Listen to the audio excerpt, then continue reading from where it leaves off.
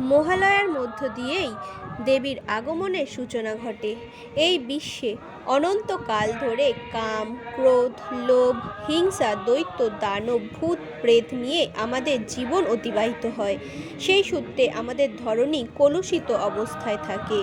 তাই এই অপবিত্র কলুষিত ভাবধারা থেকে পরিষ্কার পরিচ্ছন্ন ঈশ্বরীয় শক্তিকে স্থাপন করার জন্য এবং এদের পাপ মুক্ত করার জন্য এই পবিত্র মহালয়ার চণ্ডীপাঠ শুনিয়ে দেবীকে আহ্বান করা হয়।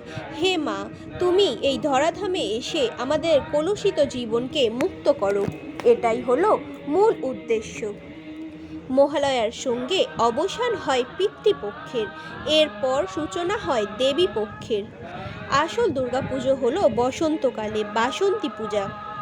কিন্তু শ্রীরামচন্দ্র লঙ্কা জয় করে সীতাকে উদ্ধারের জন্য অসময়ে বা অকালে পূজা করেছিলেন বলে এই শরতের পূজাকে শারদীয়া পূজা ও দেবীর অকাল বোধন বলা হয়। জয় মা মঙ্গলময়ী। সকলের মঙ্গল হোক। চ্যানেলটিকে ভালো লাগলে লাইক, শেয়ার, কমেন্ট করে সাবস্ক্রাইব করতে ভুলবেন না। ধন্যবাদ।